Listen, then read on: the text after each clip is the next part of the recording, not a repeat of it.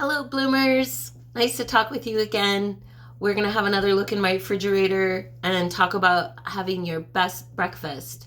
On a previous video, I've talked about modular cooking and we had a sneak peek in my fridge, but today we're going to talk about your best breakfast and how that can support not only balancing blood sugar throughout the day, which is incredibly important and a baseline nutritional guideline that you want to learn about and support.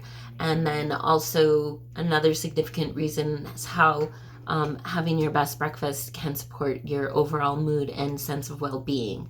So we're gonna take a peek. I'm gonna try and make this quick. I could talk forever about this stuff. I'm gonna turn around and grab a couple things. So there's fancy formulas about how much protein a person should eat per day based on their weight and activity level, but it generally boils down to you want to get about 20 to 25 grams of protein for your breakfast in the morning. There's also a lot of conversation about when you should have your meal. There's a lot of people these days doing intermittent fasting and things like that. But let's just say for your first meal of the day, whether you're fasting and that gets pushed out later, or you pop up in the morning and you like to eat breakfast, whatever your speed is, let's shoot for adequate amounts of protein, vegetables, and complex carbs.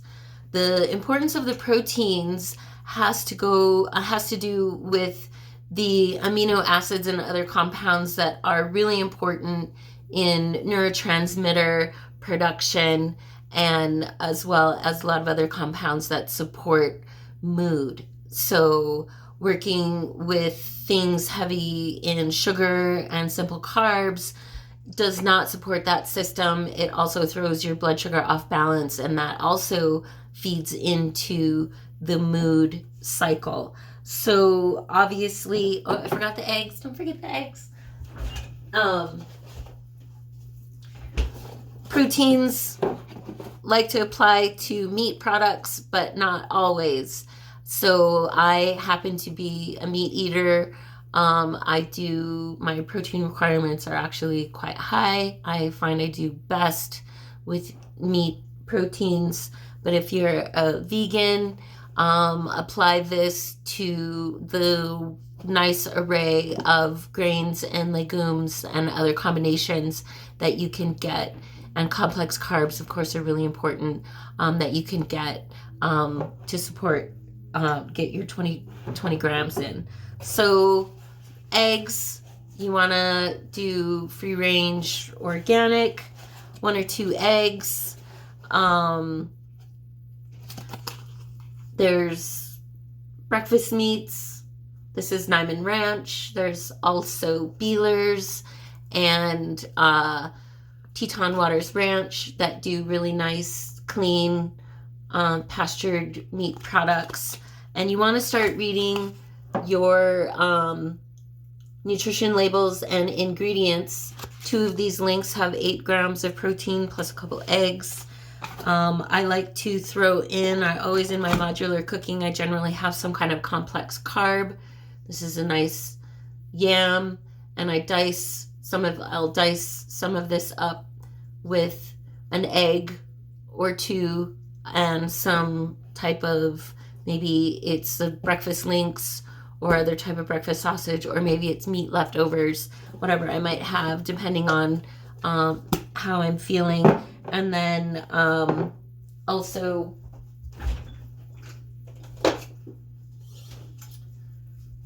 throwing in with that some nice greens.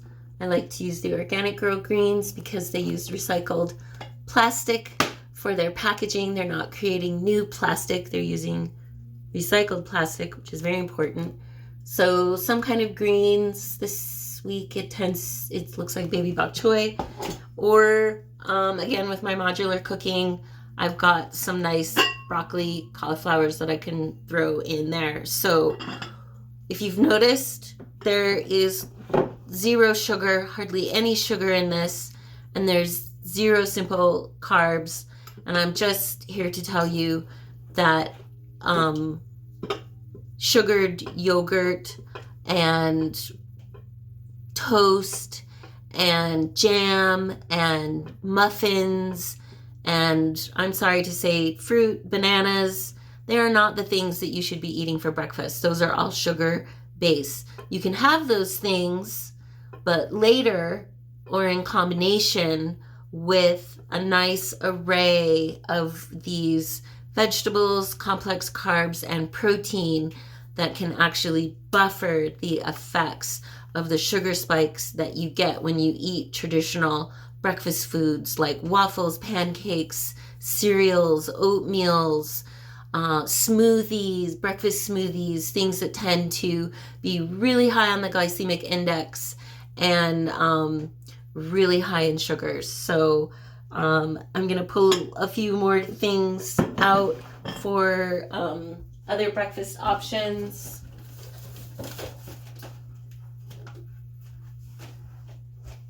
And again, it goes back to looking at the nutrition labels. This is a forager yogurt. If you're a light eater in the morning and you would just like a simple bowl of yogurt and maybe some fruit, go with something that threw it at you. Go with something that is very, very low in sugar. And then pairing it with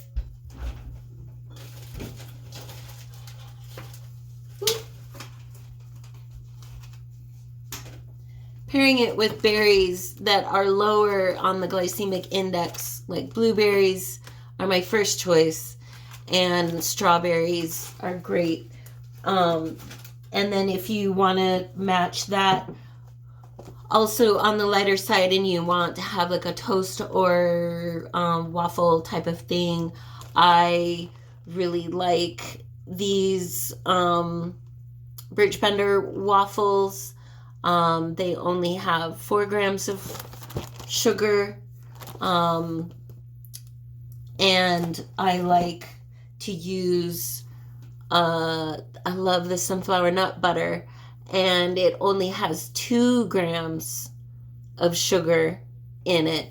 So maybe with some avocado, I always have avocado going. So this will give you your fat and your protein as you mix it in with some of your other items that will have some of the carb and sugar in it. But you don't want to just have the carbs and sugar. You need something to ground you down and create those amino acids that are really going to give you all the building blocks that you need to support neurotransmitter production and nice, smooth blood sugar balancing, which is also going to support neurotransmitter production, and a nice foundation for a better mood and sense of well-being. Let me see if there's anything else I think that's all I want to say on that. And let me know if you have any questions on these. And thank you so much for participating in the Bloomer Patron program. I really appreciate your support very much. And if there's ever any topics that you want me to discuss, I'm happy to do so. All right. Thanks again. We'll talk to you soon.